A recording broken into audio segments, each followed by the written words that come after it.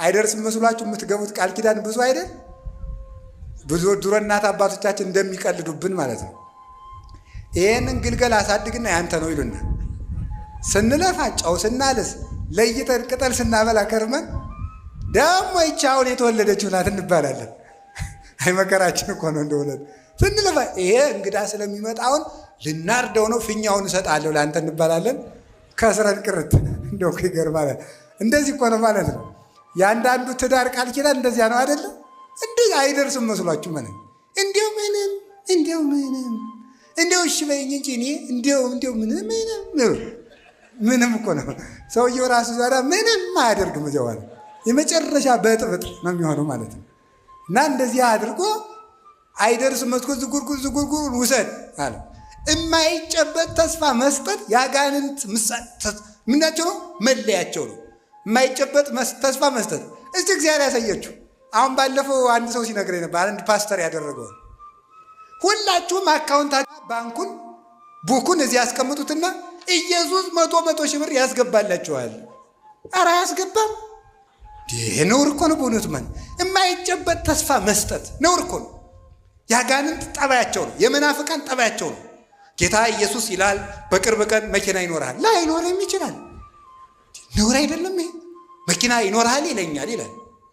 ባይኖረው አይጠየቅም። እዚያ በኋላ በቅርብ ቀን ባንኩ ይሞላል። ከየት መጥቶ ተጎልታል ያልሰራውን? ነውር እኮ ነው። ያልዘሩትን ማጭድ ይቻላል? እንዲሁ የእነሱ ጅልነት እኮ አይገንደንቀኝም። የእናንተ እብደት ነው እኮ። እናንተ እብድ አይደላችሁም። እዚያ የሚያብዱትን ነው። እንዲሁ በጣም ነው እኮ የሚያስደንቀው በእውነት ማለት ነው።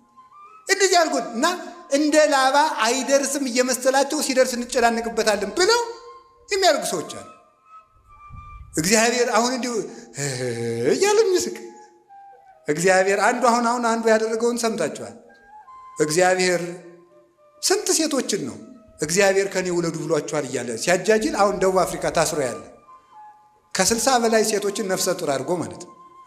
አሁን ያንንም እንግዲህ ጌታ ኢየሱስ ፈቅዶ ብሎ የሚቀበለው እብድ ንፍልል ማለት ይህ እኮ ነው። እውነት ነው የምነግራቸው። የማይጨበጥ ተስፋ አንሰማም። እስኪ በሉ የማይጨበጥ ተስፋ በሉ። ምን አንልም። ደግሞ ምንድን ነው የሚለው መጽሐፍ? የሚታይ ወዘሰ ዘያስተሪ ኢኮነ ተስፋ። የሚታየው ተስፋ አይደለም። እስኪ በሉ ሁላችሁ የሚታየው በሉ። ምን አይደለም? ተስፋ አይደለም። በሚታይ ጤና ይሰጣል። በቅርብ ቀን በእግርህ ትሮጣለህ። በቅርብ ቀን በእጅህ ትሮጥ። ምንድን ነው እንደዚህ ያለ ነገር? ዘሐመ ምስለ ክርስቶስ ይነግስ ምስለ ክርስቶስ እምከመ አረይነ ሕማመ ምስሌሁ ከማሁ ንኤሪ ክብረ ምስሌሁ። ቅዱስ ጳውሎስ ያለው በመከራ ከመሰልነው በክብር እንመስለዋለን። ከክርስቶስ ጋር እንሞታለን፣ ከክርስቶስ ጋር እንነሳለን። የሥጋ ስብከትን ተስፋ የሚያስደረግ የላባ ስብከት ይሄ ነው። ዝቁርቁሩን ውሰድ የሚል አይደርስም መስሎት ነው። ኋላ ምን አደረገ? ያዕቆብ የዋህ ነው፣ ሞኝ ግን አይደለም። ቅድም እንደተነገር ነው 3 በትሮችን ወሰደና ላጣቸው።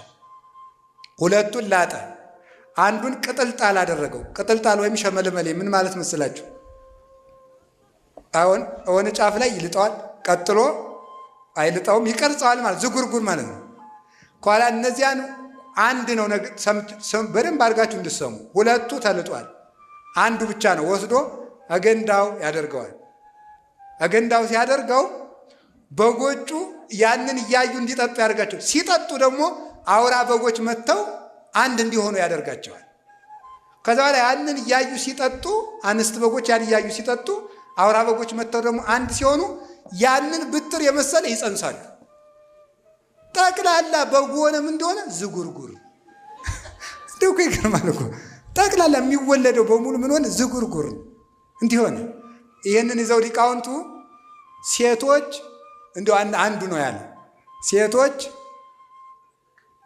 ወንድ በተመኙበት ቀን ሌላ ወንድ ሲያልፍ እንደው በሜዳው ተመኝተው ማታ ከባላቸው ጋር ካደሩ የቀኑን ሰው የሚመስል ልጅ ሊወልዱ ይችላሉ። ይሄ በጣም ችግር ነው ማለት ነው። ይሄ በጣም ችግር ነው። ከዚያ በኋላ ሰውየው ምን ሊል ይችላል?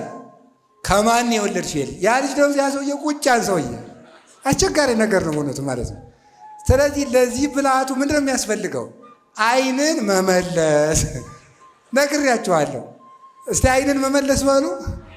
አዎ ቅዱስ ዳዊት ያለው ይሄ ነው።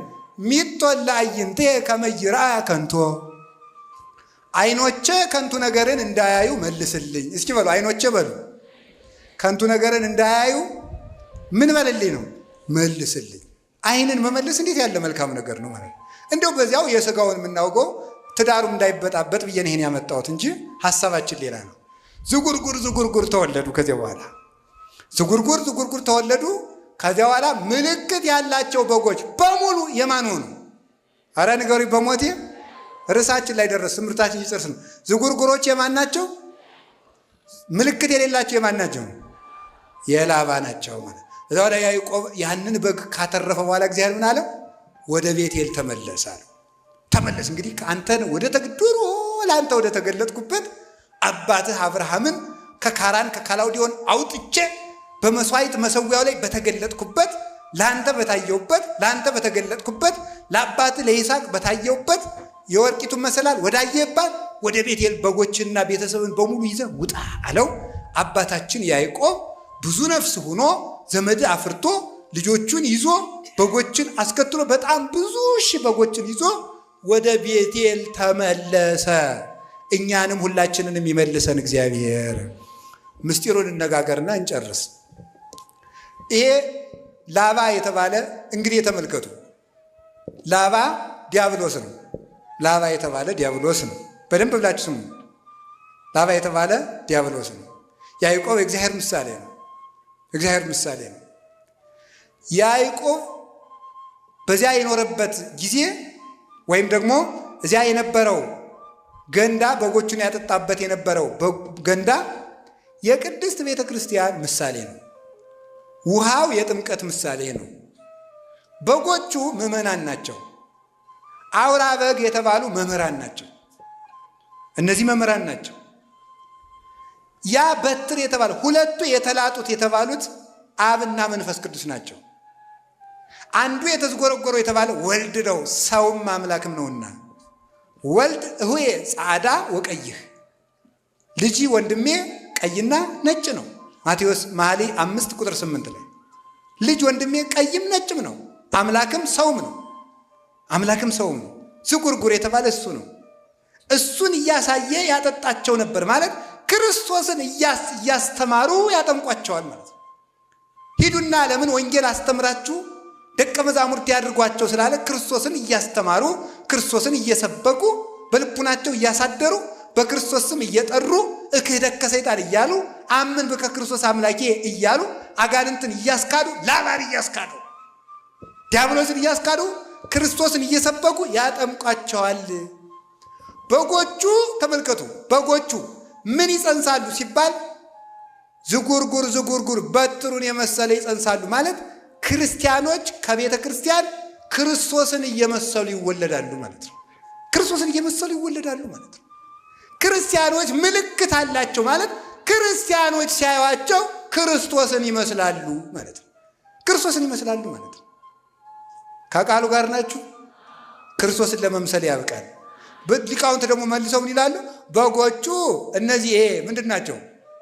አውራ በጎቹ መምህራን፣ በትሩ ኢየሱስ ክርስቶስ፣ ውሃው ጥምቀት ትምህርት፣ ምዕመናን እና በጎቹ ዝጉርጉር መጽነሳቸው የክርስቶስን ትምህርት ሰምተው በልቡናቸው የማሳደራቸው ነው።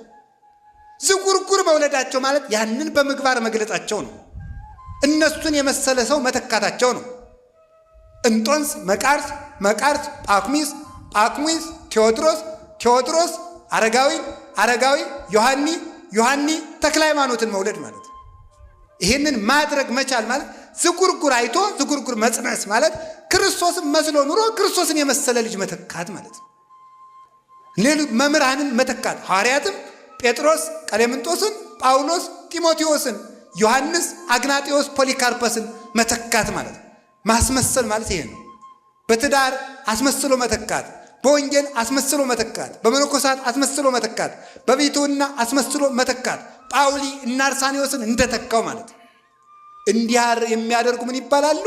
የያዕቆብ በጎች። ለዚህ ሁሉ መድኃኒቱ አውራዎቹ ናቸው ማለት መምህራን ናቸው። ዓለምን በጥበጥ የሚያደርጓቸው ያለ አውራ በግ መጽነስ የምትችል በግ እንደሌለች ያለ መምህር ምግባር መስራት የሚችል ምዕመን የለም።